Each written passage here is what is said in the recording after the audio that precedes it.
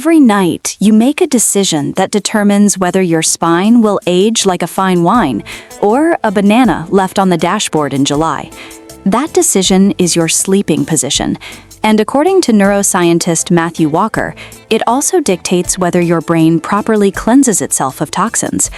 Tonight, we will decode what your body is screaming through your posture and how to make the simple adjustments that can silence pain, snoring, and brain fog for good.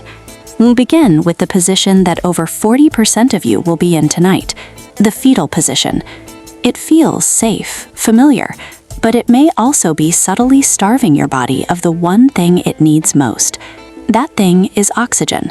There's a reason 40% of us default to this position. It's encoded in our biology, a primal instinct to protect our vital organs and conserve heat. This is your lizard brain at work, seeking the profound safety of the womb in a world that feels increasingly exposed. It's a posture of self-preservation.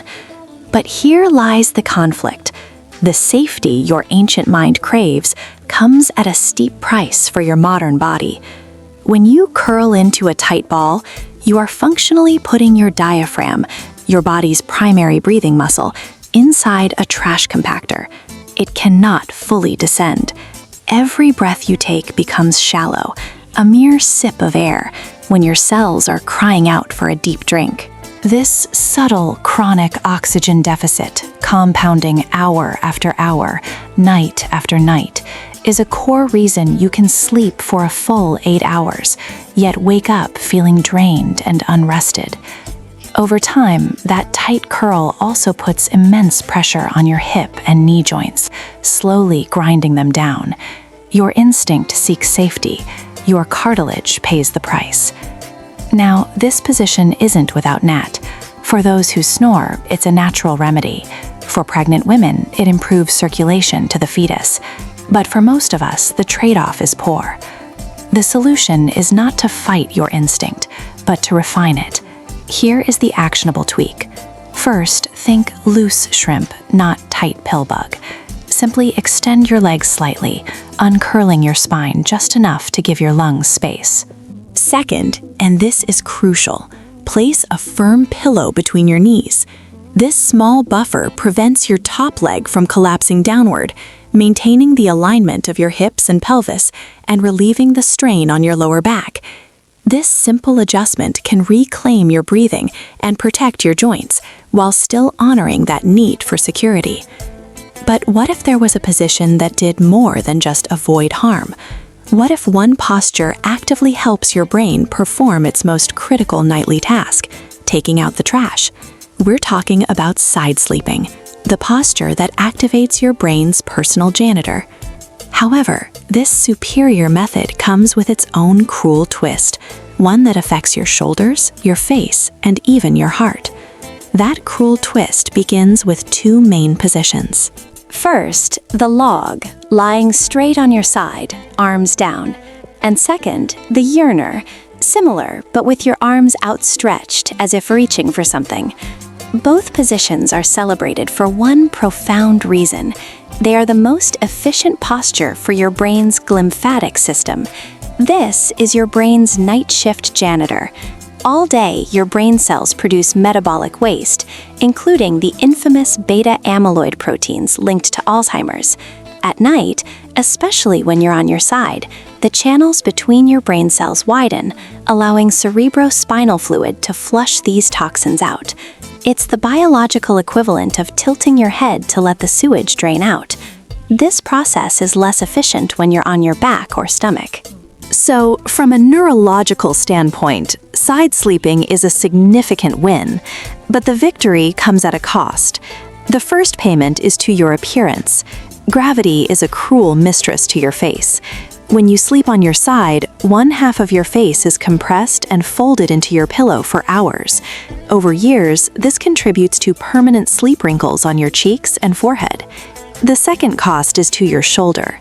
The entire weight of your torso can compress the nerves and blood vessels in your downside shoulder, leading to that dead fish arm sensation, a numbness called paresthesia.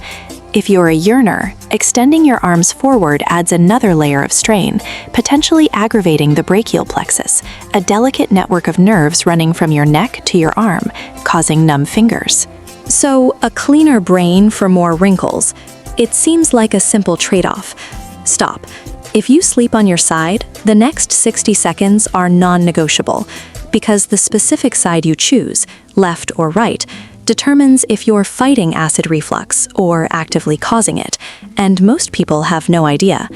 Your stomach is not a symmetrical bag. It's a J-shaped pouch that hangs in your abdomen, with the entrance from your esophagus positioned on the right side of your body and the main body of the pouch curving off to the left. Think of it as a jug of liquid with the opening near the top right. When you lie on your left side, gravity keeps the stomach acid pooled in the bottom of the pouch, well below the lid of your esophagus. It's a stable, secure position. But when you lie on your right side, you are effectively tilting the jug. Gravity now encourages the stomach acid to flow upward, leaking past the esophageal sphincter.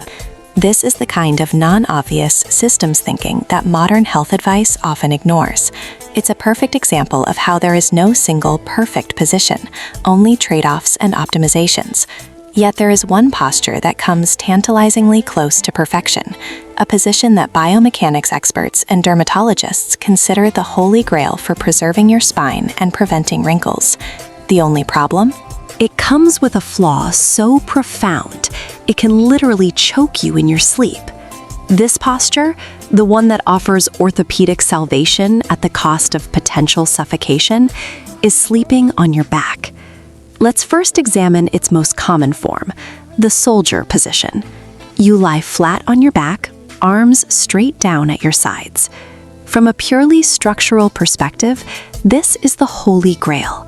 Your head, neck, and spine are held in a perfectly neutral alignment, free from the twists and compressions we see in other positions. Gravity, for once, is your ally, gently holding your frame in its natural state. This is how you preserve the space between your vertebrae. This is how you avoid waking up with a stiff neck or an aching lower back. As a bonus, dermatologists love this position. Your face is open to the air, not pressed into a pillow collecting oils and bacteria, which means fewer sleep-induced wrinkles and less potential for acne. It sounds perfect, but here is the profound, non-negotiable trade-off. While your spine is singing hallelujah, your throat is fighting for its life. When you lie on your back, gravity pulls your tongue and the soft tissues at the back of your throat downwards, narrowing or even completely obstructing your airway.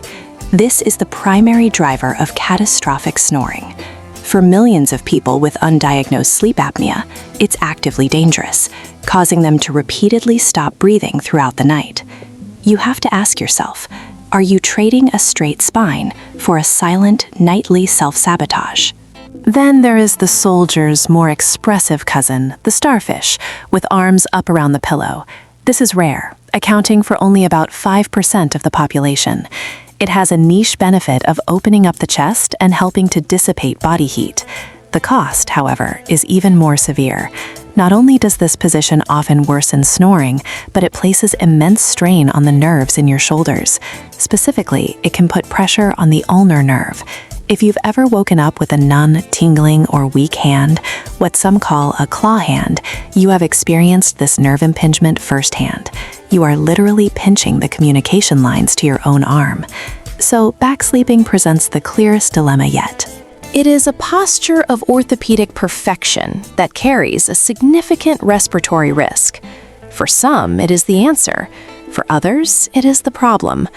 But what about the true outliers, the rebels of the sleep world who turn their back on all of this advice and sleep face down in the free-faller position? They seem to have instinctively stumbled upon the single most effective way to eliminate snoring, because gravity now pulls their tongue forward, opening the airway completely. Their discovery, however, comes at a terrifying cost. A cost that most chiropractors and physical therapists consider a crime against the spine. That crime is a matter of simple, brutal physics. To breathe while lying face down, you have no choice but to twist your head to one side, holding it there for hours. This forces your cervical spine into a constant, sharp 90-degree rotation. It's an angle of torque your neck was never designed to sustain, constricting blood flow through the vertebral arteries that feed the back of your brain and putting immense, continuous strain on the delicate discs and ligaments. But if you're a stomach sleeper, you're not irrational. You are likely a person who instinctively found a solution to a more immediate, more terrifying problem, not being able to breathe at all. In your sleep, your body discovered that by turning onto your stomach, gravity now pulls your tongue and soft palate forward, clearing your airway completely. It's the single most effective way to stop snoring. Your body found a fix, but it's a fix that comes with a devastating invoice. Beyond the neck, your entire spine pays the price. With no support under your midsection, your lower back arches into an unnatural banana curve, compressing the lumbar vertebrae all night. This leads to that familiar, dull morning backache. And then there's your face, pressed and folded into a pillow for 8 hours. Gravity becomes a cruel agent of aging, accelerating the formation of sleep wrinkles and causing the morning puffiness that takes longer and longer to fade. Psychologically, some analysts see a connection between this position and a feeling of defensiveness or a need to protect your vulnerable front. It can echo a waking life feeling of being exposed or out of control. Your body seeks a sense of guardedness, even in sleep. So you've traded snoring for a slow, systematic decay of your spine and premature aging of your face. At this point, you're likely thinking, side sleeping crushes my shoulder, back sleeping chokes me, and stomach sleeping is a crime scene. What's left? This is where most advice fails. But the goal was never to find one mythical, perfect position. The real secret is to tweak the position you naturally prefer. We are now done identifying the problems. What comes next are the exact, simple adjustments, the specific pillow placements and body angles that neutralize the weaknesses of your chosen posture, transforming a harmful habit into a truly restorative one. So let's begin. The first principle is this: your body is not your enemy. It is not making a mistake. Through years of subtle feedback, it has likely settled into the position that causes the least immediate harm based on your unique anatomy and history. The goal was never to declare a winner in the Sleep Olympics. The goal was to give you the codebook, and you now hold that codebook. You are the architect of your own rest. Instead of fighting your body, you can now work with it. Here are the simple, powerful tweaks. First, for the back sleepers haunted by snoring or apnea, your goal is to prevent rolling onto your back. An old, surprisingly effective trick is to attach a tennis ball to the back of your pajama top. Your body will learn to avoid the discomfort and stay on its side. Next, for the side sleepers, the log, the yearner, the fetus, waking up with hip or lower back pain, the solution is a pillow between your knees. This small buffer prevents your top leg from sliding forward and twisting your pelvis and spine out of alignment. It maintains that crucial neutral line. And finally, for the free fallers, the stomach sleepers, to undo the crime against your spine, the key is to minimize the angles. Use an extremely thin pillow or none at all. This reduces the severe 90-degree neck twist and lessens that dangerous banana-like arch in your lower back. Sleep is not a passive activity. It is a performance. And if you're going to spend a third of your life doing it, you now have the tools to become a master.